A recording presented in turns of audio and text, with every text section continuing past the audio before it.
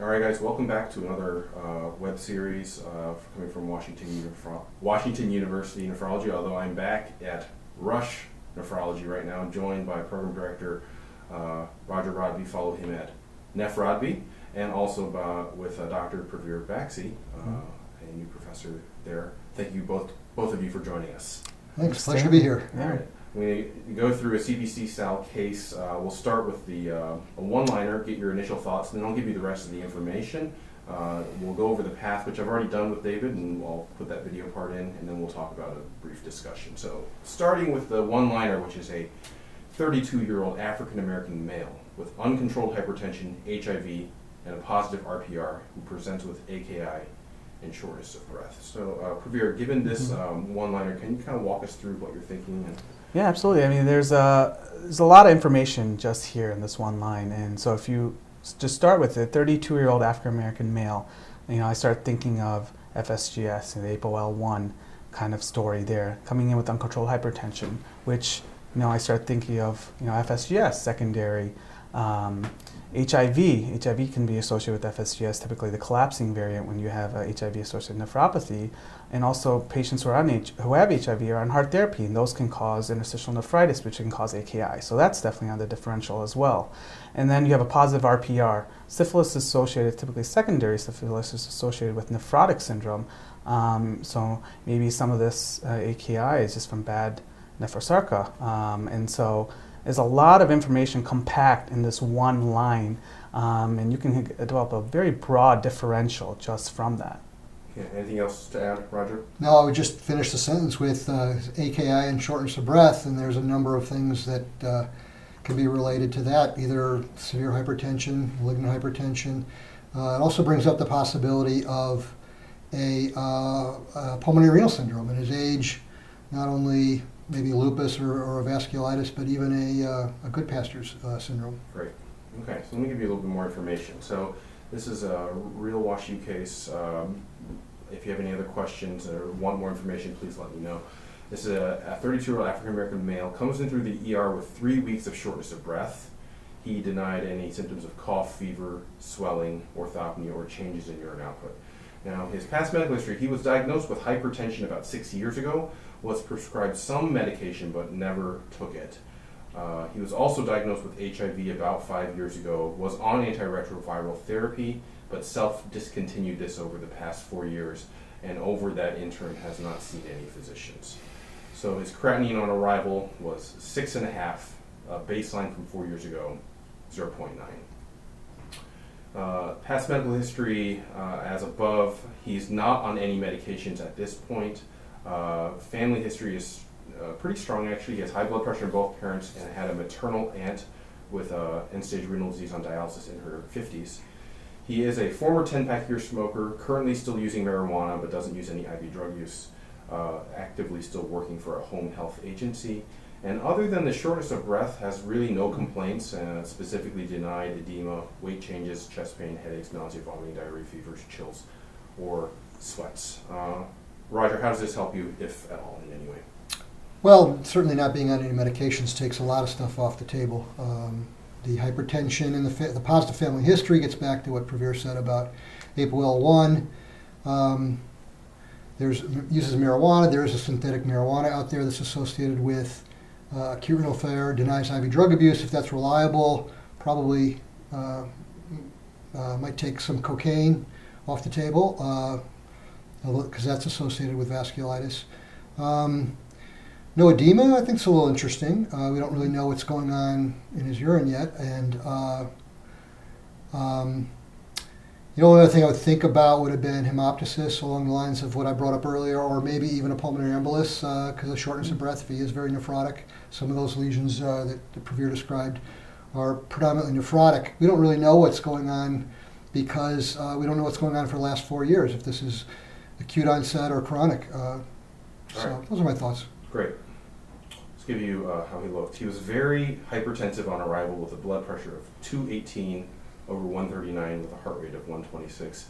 I've highlighted in red the positive findings, which is his tachycardia and the presence of an S3 gallop. But other than that, no edema, no no crackles or rales on his lung exam. Here's his first set of labs. He had a hemoglobin of 5.8 with a platelet count of 71. We don't know his baseline. Other than the creatinine of 6.5, which was already mentioned, he had stable electrolytes, as you can see there. His liver function testing also was normal with the exception of the albumin of 2.5. His urine showed 2 plus protein, 1 plus blood, 1 plus glucose, 7 WBCs, and 11 RBCs. He had urine sediment examined, which showed no casts, and a hemolytic workup was done given the profound anemia. Haptoglobin was less than 10. LDH was 628. He had a smear which showed schistocytes, and an anti-TS13 antibody was ordered. Imaging, renal ultrasound with Doppler showed normal size with some increased echogenicity on both sides, tiny bilateral non-obstructing calculi, but no evidence of renal artery stenosis on the Doppler. His chest x-ray showed no evidence of consolidation or edema, but he did have some pulmonary hypertension and bioatrial enlargement findings. So this is kind of the clinical course of what happened. He hits the emergency room with that blood pressure. His treated immediately with labetalol, amlodipine, and clonidine, and his blood pressure improved, and actually subsequently over the next several days his blood counts improved as well.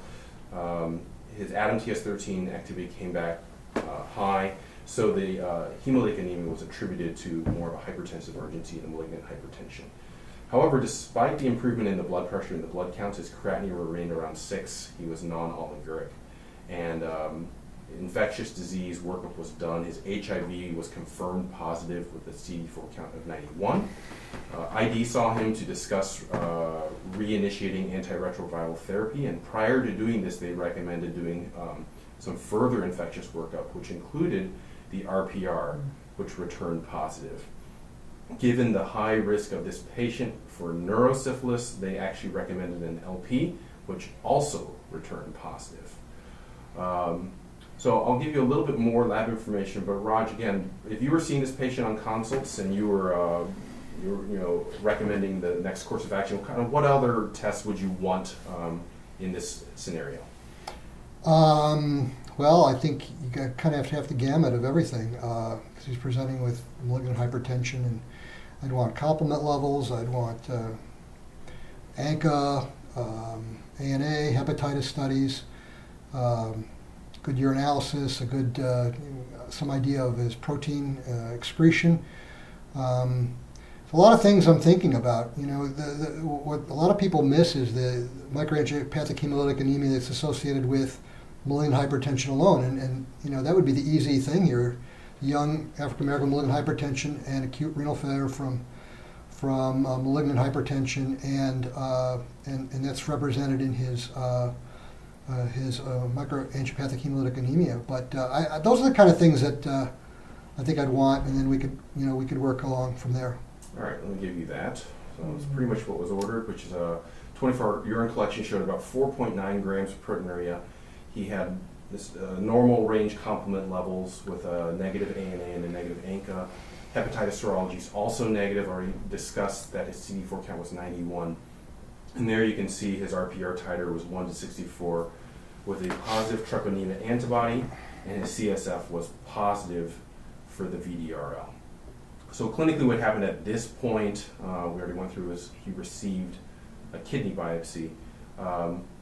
We're going to skip to that image, but let me ask both of you, like, what do you expect to see on kidney biopsy in this type of case? Like, what are some of the things you're going to be looking for? Pravir, I'll start with you. Given the schistocytes, the anemia, thrombocytopenia with the malignant hypertension, Roger said, you're looking for thrombotic microangiopathy. So you're looking for thrombi within the vasculature.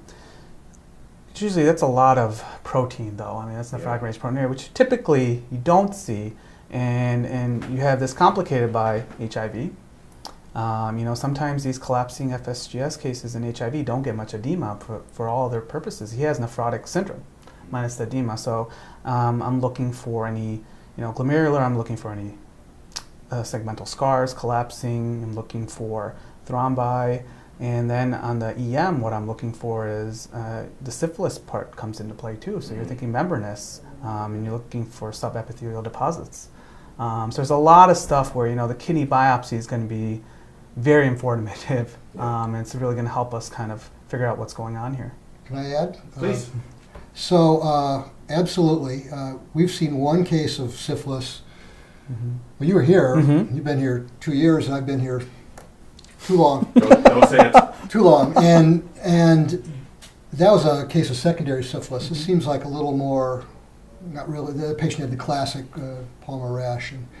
But I think that's interesting. There's another point that this patient had glycosuria. I don't think we saw glucose, but I'm assuming it's normal, and he had pyuria. So there may be an interstitial disease. 4.6 grams of proteinuria is a little much for a primary interstitial disease, but he may have a interstitial disease as well, because you really shouldn't see glycosuria otherwise in the pyuria. So, there's a lot of things going on. Great indication for kidney biopsy, because clearly we have no idea what's going on. All right, well, let's kill this. That's why we do biopsies. And we'll show you the images next. Okay, and now we're going to review the histology on the kidney biopsy. I'm so pleased to be joined by Dr. David Cimbaluk, who's the nephropathologist at Rush Medical Center, who taught me everything I know about renal pathology. Thank you so much for joining us, Sure, David. pleasure to be here. Okay, so I'm going to hand the mouse over to you, and let's go over some of these images. So here we have a PAS stain of a single glomerulus, and the glomerulus has kind of been dislodged from the surrounding tissue. You can see it kind of floating here.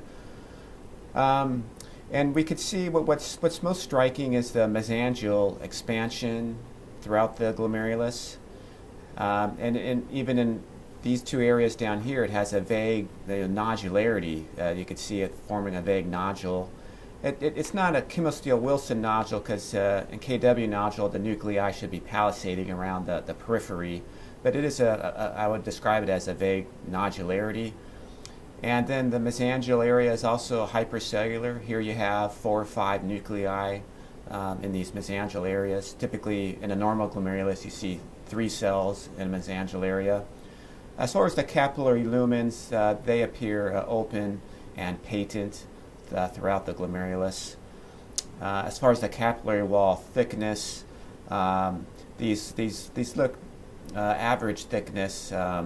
They say that capillary wall should be as thick as the tubular basement membrane, so these don't look markedly thickened. I don't really see any double contouring or tram tracking on the PAS stain. Okay, and here is a trichrome of a glomerulus. Usually we're not really used to looking at, or I'm not used to looking at a trichrome other than like a low power. So when you look at a trichrome and you're looking at the glomerulus, can you kind of highlight like what is normal as far as the color goes and what you see here? Yeah, I agree. Usually the trichrome's is most helpful from the low power to give you an overview of how much irreversible scarring is already set in at the time of the biopsy. In a glomerulus, a trichrome stain can be helpful at highlighting the immune deposits. So like if it's a case of membranous, you'll see them on the subepithelial side of the basement membrane. Or in MPGN, you'll see a thick band of subendothelial deposits. On this one, these red areas are mostly unlysed red cells, because you can see it's the same red color as these peritubular capillaries out here. It is highlighting this cellular crescent here. So there is a necrotizing component to the glomerulonephritis.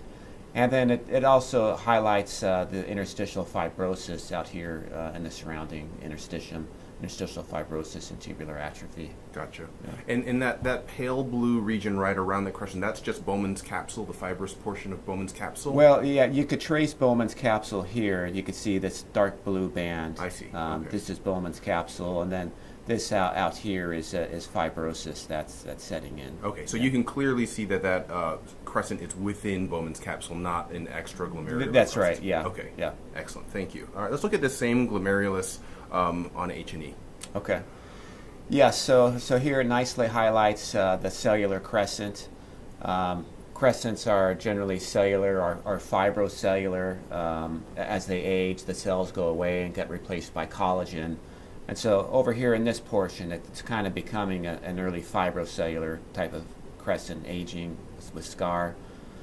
And it is almost circumferential. You could see it's occupying like 75-80% of the urinary space.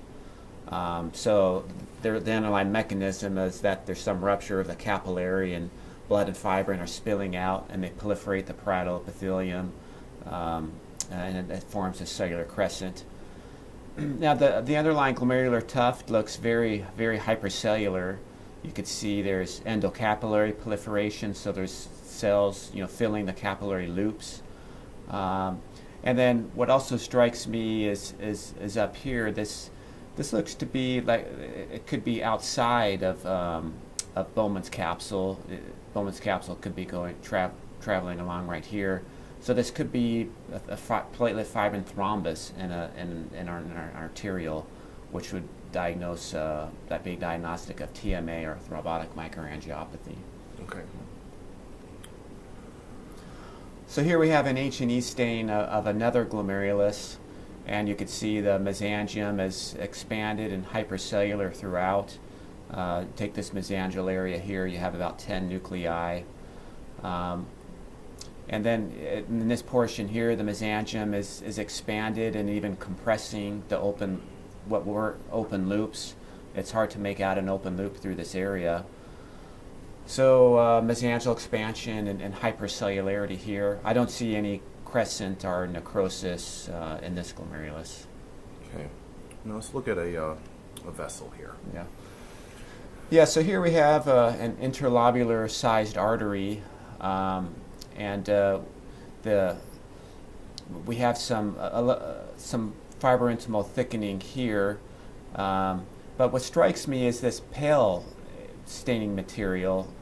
This is edema, or described as mucoid edematous thickening, and this is typically seen in thrombotic microangiopathy. Chronic hypertension gives you more of a sclerosis, and you can see this is more of a pale, sometimes it's blue staining, thickening of the vessel. So this goes along with thrombotic microangiopathy. Okay. So you don't always see a thrombus within the lumen. Yeah. This pale edema implies endothelial injury. Yep. Yeah. The endothelium gets injured, and then there's swelling of the vessel wall. Yeah. Okay. Excellent. And then that's a similar finding here. So again, on the H&E, you could see here's the endothelium. And this is the intima, which is expanded, and then the media is out here. So you could see this kind of pale, mucoid, swelling, edema of the vessel wall causing severe narrowing. Now, and this is an acute change. This has probably happened days or a week at most, this type of injury. So this is a part of the TMA. Okay. And so that ends the light portion. We're going to look at IF and EM now, and then you can give us a histologic diagnosis here. So to sum up, the IF was positive in a granular capillary pattern for IgG, IgA, and C3. Mm-hmm. I don't want to belabor the point there that much. The EM images are a little tricky, so let's see. Let's have you walk us through that. Okay. Yeah, so just to orient ourselves, here's the capillary lumen, or the blood space. Here's the glomerular basement membrane, and then the urinary space is out here.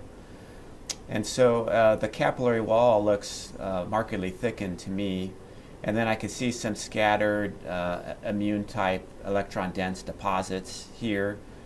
It looks to be like an intramembranous deposit. It looks like a basement membrane is surrounding the deposit. Here's some scattered small intramembranous deposits. There's also some mesangial interpositioning. So here's a mesangial cell process. You can see it's the same cell process as these mesangial cells over here in this mesangial area. So mesangium migrates out. That could be seen like in an MPGN. And as far as the foot processes, they look diffusely flattened and effaced. So there's quite a bit of pathology here on the EM. Mm-hmm.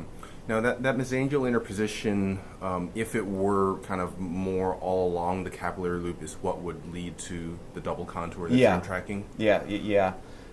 So in this case, the capillary wall just looks kind of thickened. In double contouring, you get a new layer of basement membrane, which would be somewhere over here, subendothelial deposits, and then the original outer basement membrane. Okay. Here's another EM. Yeah, so to orient, here's the blood space, and then the urinary space is out here.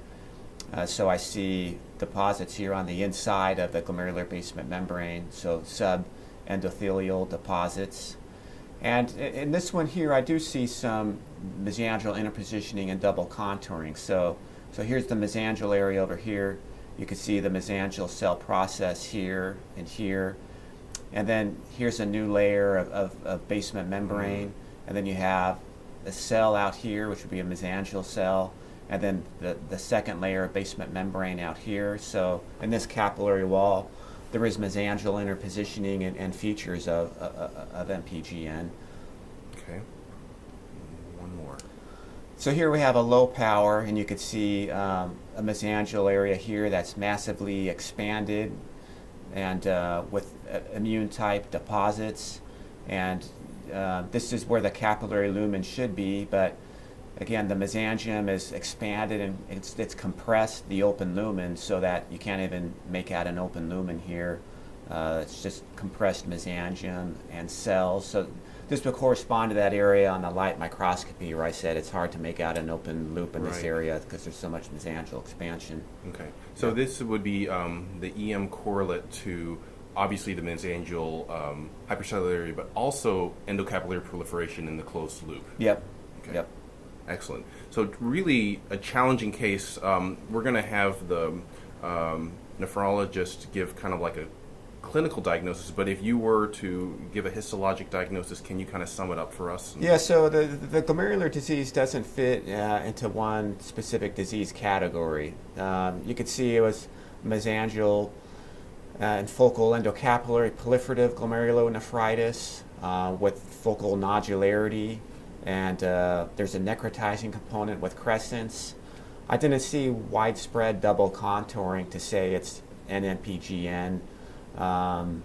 Membrano proliferative glomerulonephritis, you need to see changes in the basement membrane, and those were only in 1 or 2 loops on EM. We didn't see it on the light. And there's some intramembranous deposits, but it doesn't fit as a membranous nephropathy.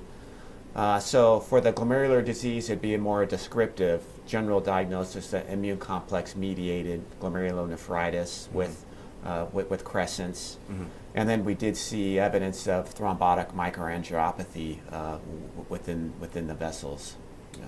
Excellent. And it's always nice when pathologists agree. Yeah. Because this was not read by you initially, but that's essentially how our pathologist at WashU, Joe Gott, also interpreted this. Yeah. It's pretty challenging. Thank you so much for Okay. going over this biopsy with us, David. Yeah. We're going to switch back to the discussion in a little bit here. Okay. Okay, so we've just reviewed that complicated histology, and David Cimbaluk took us through the path, and this is kind of what we ended up with: an immune complex GN, definite evidence of TMA. We saw that one big circumferential crescent and some fibrosis. So let me just ask, let's start with Pravir. Like, how do you interpret this histology in the setting of this clinical scenario? What do you take from this? Like, what's the clinical diagnosis here, and how do you proceed on? I mean, the clinical diagnosis, you have immune complexes. You have some immune complex to GN. I think this is a little tougher because there's a lot of stuff going on, and you like to kind of have a uniform kind of explanation for this. But I don't think we can really, it's one of those cases where you might have to say there's more than one thing going on. I think if I had explained the entire thing together with his HIV, you could think of this as not the HIV-N, but the HIV-EC, the immune complex mediated HIV, which there is, and we may not talk about as much, but that would help kind of tie everything together. And you definitely see evidence of TMA, and I think that, I mean, it could be related to HIV, but I think that the malignant hypertension is part of it. Sure. And so if I had to really, just based on deposits, the immunofluorescence, the crescents, if I had to tie it together, I would say this is immune complex from the HIV. I think less likely is the syphilis, even though he does have a history of syphilis. And I think the other big component is the TMA. He had really bad TMA on it. That's how I would do it, though it's a pretty Sure. tough case. Yeah. Your thoughts, Roger? I would echo exactly what he said. It's hard to put it together as one simple diagnosis. I'm sure that just about everything is described in HIV, and you could probably find a case of something like this. But his degree of malignant hypertension, the fact that his microangiopathy went away with the treatment of the blood pressure, really makes me think that that was the cause of a lot of this, and not only the microangiopathic hemolytic anemia, but the microthrombi. And maybe that's just on the background of a little bit of HIVAC. I mean, basically like what Pravir said. Yeah. Yeah, there's no right answer to this. And, we struggled with this exact same issue when we were dealing with this. There's some immune complex GN. Is it related to the syphilis or the HIV? And I don't know if there's a way to prove that short of somehow eluding the deposit and, identifying the agent. There's definite evidence of high blood pressure. I'll talk a little bit about how the patient was treated, but I do want to bring up something simply because it's interesting and it's not seen very often, but it's talked about quite a bit, which is the association between renal disease and syphilis. So the most recent study that I could find actually was from 1993, which shows that we probably need to somehow together, the three of us need to publish something about this because it's been like 27 years. Proteinuria is the most common manifestation, nephrotic syndrome, ranging all the way to RPGN and so forth. The pathologic findings in syphilis and renal disease are, if they're immune complex mediated, is usually membranous, like Pravir mentioned in his first one-liners. Membranous is the classic one, although you can also see things that mimic a post-infectious or even a minimal change like lesion. There was even some case reports of renal gumma, which is crazy. I cannot imagine even seeing that, and amyloid as well. So this patient actually was treated for both diseases. He got, the treatment for syphilis is just penicillin. So he got that, and he was concomitantly started on a renally safe ART regimen. He stayed off dialysis, which I think in and of itself is a success, but his creatinine stabilized around 4. So take that for what it's worth, and I don't think there's any proof in the pudding on which one he actually had, but that's how this patient was handled clinically, was treated for both diseases. From a standpoint of prognosis, TMA is a pretty bad prognosis because those, you lose blood flow and that area dies. Immune complexes you can get better from, depending on how much chronic damage there was. But just 2 words about the syphilis case we had last year. The remarkable thing about it in that case was the fact that he received penicillin. He was severely nephrotic. There were a few odd things about it. Severely nephrotic. His albumin was 1, yet he had no edema, which we never came up with an explanation for. I still don't have any idea. I've never seen anything quite like it. But he had 16 or 18 or 20 grams of protein. It was massive proteinuria. He got penicillin, and within a week, his proteinuria went down to 3 or 4 grams. And I thought that has to be a collection error, and it was repeated. It wasn't. His albumin came up very quickly. And when you think about membranous glomerulonephritis, I think about a chronic GN with these deposits. They don't form overnight. They don't go away overnight. And when you treat idiopathic membranous, it might take months to actually see the kind of response you want to see in proteinuria going away. So the fact that it could respond so quickly totally threw my paradigm for understanding what membranous is and the cause of proteinuria. I mean, the deposits are maybe an oversimplification. Maybe it's podocyte damage, and maybe all you got to do is stop putting the antigen antibody complex there. So we went back and we read some of the early reports, which are even earlier than this. One of them in JAMA by one of the attendings from Cook County Hospital, who used to see this a little more frequently. And they described the same thing, that very rapid resolution of proteinuria once you start antibiotics. I have no explanation, but it really threw me for a loop in my understanding of why membranous would cause proteinuria. And of course, yeah, you got to treat you treat what you can treat syphilis and anything else he can possibly have, and try to keep his blood pressure down. I think will be the most important thing. But it sounds like if you end up with a creatinine of 4 from a TMA, that's not a good prognostic sign. He has very little renal reserve, and it's not gonna bode well for him. Yeah. Okay, that wraps up the case. You guys know where to follow this channel. Again, I want to thank Roger and Praveer for participating in this very difficult discussion. Thanks so much. Thank you. Thank It's you. fun. Yeah.